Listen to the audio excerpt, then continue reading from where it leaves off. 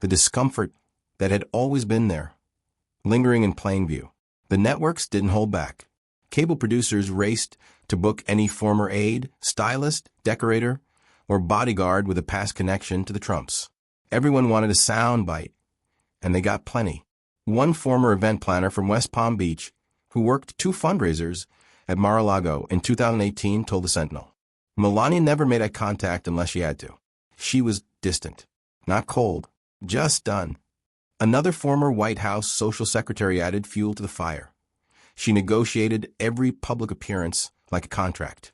Her team approved lighting angles and seating arrangements, always controlled. Even people close to the campaign started to crack. A GOP consultant in Arizona admitted on a podcast, "This isn't about a prenup anymore. This is about the image cracking, and voters are watching." Then came the real shift. Long-form investigative pieces. The Atlantic Tribune ran a 2-page spread tracing Melania's involvement in Trump's political life from 2015 to now, laying out a pattern of calculated distance and legal preparation. They quoted anonymous sources from both the legal and real estate worlds, people who hinted at secret trusts and quiet property transfers tied to her name. One excerpt read, "While the country saw hand-holding and stiff smiles, private attorneys worked overtime to protect assets and position, and people were eating it up. Meanwhile, Crockett's office held firm. No additional statements. No bombshell part 2. Just silence. That silence did more than speaking ever could." In Philadelphia, a group of retired lawyers organized a teach-in on high-profile prenup clauses. In Sacramento, a local women's shelter used Crockett's clip to raise money, calling her a voice for those trapped behind powerful men's shadows. The narrative had expanded. It wasn't just about Trump. It was about the system. Back in D.C., Trump's camp knew they were losing control. The president started holding longer press availabilities, rambling, defensive, focused less on policy and more on protecting the image of a man still in command of his house and his marriage. "Melania and I are great," he insisted one morning in front of Marine One. "These Democrats are desperate. They can't beat us on the economy, so they attack my wife. It's disgusting." But the way he said it, tight-lipped, with his eyes scanning the cameras, didn't convince anyone who wasn't already convinced. Still, there were defenders. Loyalists like Representative Blaine Lork from Missouri claimed Crockett was weaponizing marriage. "You don't bring someone's family into the floor of Congress," he said on Newspoint Radio. "It's dirty politics, plain and simple." But Crockett never named Melania to hurt her. That was the difference. She pointed to a pattern, not a person. And the public could feel that. One op-ed in the Cincinnati Star wrote it best. Crockett didn't drag Melania's name through the mud. She asked why the country never questions the mud around her. In quiet corners of Washington, some GOP aides started whispering about 2028, not Trump's re-election, but Crockett's future. Could she run statewide? Could she go national? A cable host even floated the idea live. "This woman's not going away. Whether you love her or hate her, she's created a moment. And moments like this, they change careers."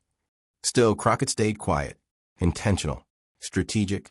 She let the media do the talking while she went back to committee work, showed up at neighborhood events in D.C., and refused to gloat. Because this wasn't just a viral moment, it was a fracture. And fractures don't get glued back overnight. But pressure kept building from both sides, and someone was about to crack under it. Inside a sleek brownstone just off DuPont Circle, 5 Republican strategists huddled around a speakerphone on a Saturday morning. Coffee cups, notepads, and tired expressions covered the table. The mood wasn't aggressive, it was rattled. "Let me be blunt," said a voice from a donor group out of Cincinnati. "We're bleeding support in every district where women over 40 are a factor." No one disagreed. The poll numbers were already confirming it. In districts like Sarasota, Mesa, and Columbus suburbs, women who'd once leaned Republican were now clicking on Crockett's interview clips, sharing them in group chats, and worse, talking about how much sense she made. She didn't say Melania was weak. A woman named Jan told a local Ohio paper. She said Melania had a backup plan. "I've had one too. It's called being smart." That kind of shift wasn't something the GOP machine was used to. It wasn't loud. It wasn't radical. It was subtle, and it was cutting deep. Back at the brownstone, Another strategist rubbed his temples. We've gone through 5 different messaging drafts, and not one is sticking. People don't care about policy right now. They care about optics. That was the real nightmare, because the GOP, for all its bluster, had built a campaign season around control, family strength, unity. But Jasmine Crockett had pushed a thumb through that image like it was thin paper. And worse, she did it without yelling, without lying, without looking afraid. Meanwhile, Trump's senior advisors were losing patience. Late Sunday evening, inside a private suite at Trump National in Bedminster, an impromptu war room was convened. Campaign manager Nolan Drayson, 2 legal advisors, and Trump's communications director met with the president. No media, no notes. The message was simple. We have to address the prenup now. But Trump wasn't having it. You wanted to give her what she wants, he growled, slamming his hand against the armrest. She's a low-level congresswoman. We elevate her, she wins. We say nothing. We still control the narrative. But they didn't. By then, Crockett's words had traveled so far and so fast that controlling the narrative was no longer an option. It was a fantasy. And the more Trump fought it, the more it looked like he was hiding something. That same day, Fox News released a flash poll conducted in key battleground states. One of the questions stood out. Do you believe Melania Trump is fully supportive of her husband's campaign? Yes, 31%. No, 49%. Undecided, 20%. Those numbers sent tremors through the fundraising teams. Major donors started calling not to pull support, not yet, but to question the plan. A well-known energy executive from Tulsa asked, if we're losing ground to one sound bite from a freshman congresswoman, what happens if she keeps going? In response, GOP leadership moved to close ranks. They deployed talking points to local affiliates, unfounded claims, privacy invasion, another leftist smear campaign, but none of it landed. The public wasn't reacting like it normally did, because the people watching didn't think Crockett had gone too far. They thought she had gone where no one else dared. Inside the Trump campaign, things got uglier. Leaks started to flow. One staffer told a reporter at the press ledger that morale was low, especially among younger campaign workers. People don't like defending what they can't explain, they said. Melania's silence isn't dignified anymore. It's suspicious. Then came the biggest hit, a story out of Palm Beach. A local journalist, someone who'd previously covered society galas and real estate launches, dropped a bombshell report that Melania had been seen meeting with a real estate lawyer 3 weeks before the Crockett hearing. The meeting lasted over 2 hours. The location, a quiet office near Worth Avenue. No security, no PR team. The story didn't confirm anything, but it didn't have to. Cable news hosts ran with it. Pundits filled in the blanks. And Crockett? She said nothing. She didn't need to. Back at her D.C. office, she scanned the headlines quietly, eyes sharp. Kia leaned over her shoulder. They're falling apart. Crockett just sipped her tea. Not yet, she said, but they're close. But when people are backed into a corner, that's when they start doing things they can't undo. It hit like a punch to the gut, quiet, fast, and undeniable. On a cool Thursday morning, the Florida Herald dropped an exclusive report. Tucked between stories about real estate and hurricane season was a headline that flipped the entire scandal upside down. Leaked email suggests Melania's legal team prepared for separation prior to campaign launch. There was no mistaking it. A legitimate, verifiable email between a senior member of Melania Trump's legal team and an estate planning firm in Coral Gables. The date? 3.5 months before Trump stood on stage in Milwaukee and declared he was running again. The email mentioned emergency asset restructuring discrete property holdings, and most strikingly, ensuring financial independence in light of potential reputational risk. That phrase, reputational risk, was repeated across every screen in America by noon. It was no longer a matter of speculation. This wasn't body language analysis or gossip from former staffers. This was paper. This was time-stamped, lawyer-to-lawyer communication. And it confirmed what Crockett had hinted at from the beginning. In her office, Crockett read the article twice, quietly. Kia burst in holding a printed copy. It's real. It's finally real. Crockett didn't smile. She didn't jump. She just whispered. Now they have to respond. And they did, but not how anyone expected. hours after the report went public. The White House press secretary stood at the podium for a scheduled briefing. The room was packed wall to wall. Everyone was bracing for a statement from the First Lady. What they got was a deflection. "I'm not here to comment on private legal matters," the secretary said. Adjusting her mic, the First Lady remains focused on her initiatives and her family. That was it. No denial. No correction. Just a calm refusal to address the most explosive headline of the year. But the press wasn't having it. Follow-up questions rained down. Is the marriage stable?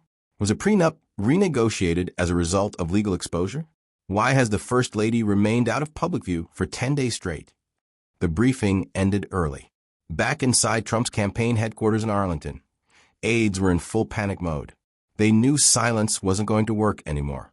But they also knew the alternative was worse. If Melania stepped out now, whatever she said would be dissected frame by frame. So Trump did what he always did when cornered. He lashed out. That night, during a campaign rally in Fort Wayne, Indiana, he went off script. "You've got these low-energy Democrats like Jasmine Crockett trying to drag my family through the mud because they can't run on their record," he snapped. "They can't win on policy, so they come after my wife, a great woman, smarter than all of them combined." But the crowd didn't cheer as loud as usual. The energy was there, but it was cautious, different. One rally-goer interviewed by a local station afterward put plainly, "I'm still voting for him, but I don't know what's going on with Melania. Feels off." The narrative was shifting. What began as a bold claim in a tense hearing had grown into something larger than politics. It had become believable. The American public, once skeptical, now felt like they'd been let in on something they weren't supposed to see, and they weren't going to unsee it. Crockett, meanwhile, chose that night to release a short, handwritten statement, 12 words. When power hides behind silence, truth speaks louder than the shouting.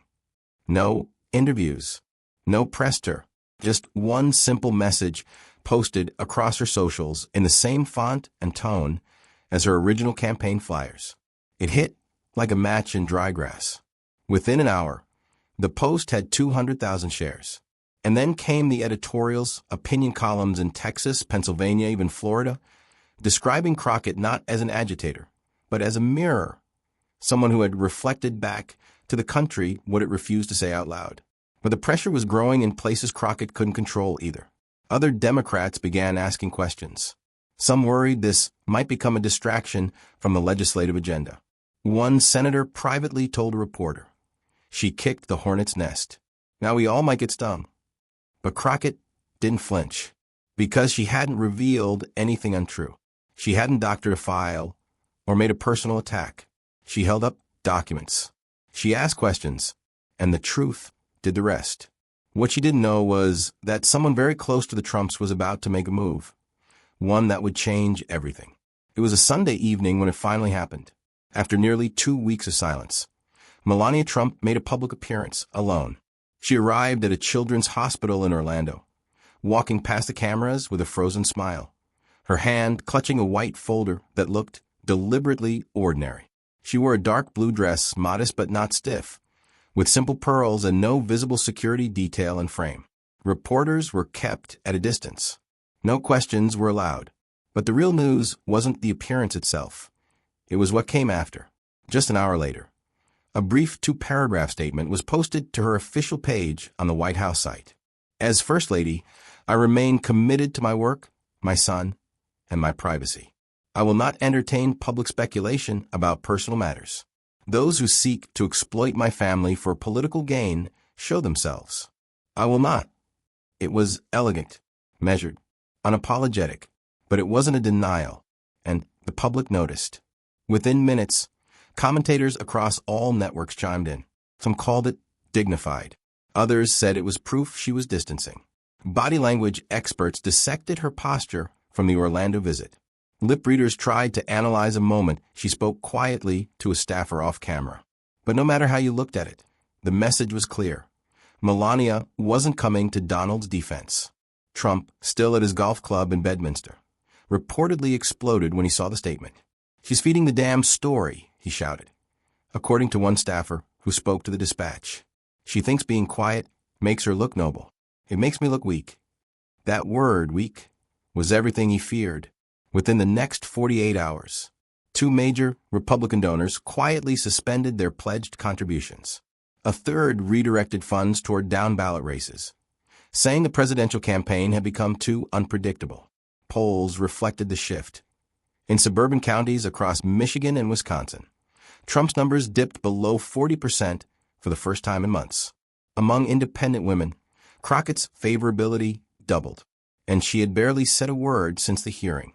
In a quiet corner of the House cafeteria, she sat with Kia, scrolling through her phone between bites of lentil soup. "Look at this," Kia said, showing her photo of a mural in Kansas City. Crockett's face painted alongside bold letters that read, "Tell the truth anyway." Crockett didn't smile. She just sighed. All this attention. And you know what matters most? That people finally feel seen. Across the country, people who had never followed congressional hearings were now talking about prenups, legal independence, and quiet power. Crockett had opened a door, and millions had stepped through it. She started getting invitations to speak at law schools, women's leadership events, civil rights roundtables. Her inbox filled with letters from people who never trusted politicians, but somehow trusted her. And then came the late-night clip. During an appearance on The View, when host said, "Whatever you think of her politics, Jasmine Crockett didn't just poke the bear. She showed us the bear was made of glass." The room erupted in applause. It wasn't just the revelation. It was the courage. Even Democrats who were cautious at first began to shift. A few House colleagues, who'd kept their distance, now reached out to express quiet support. One sent a text that read, "That wasn't politics. That was bravery." But not everyone was on her side. A formal ethics complaint was filed, thin, politically motivated, and unlikely to go anywhere. Still, it served as a warning. The machine wasn't done trying to punish her, and Crockett knew it.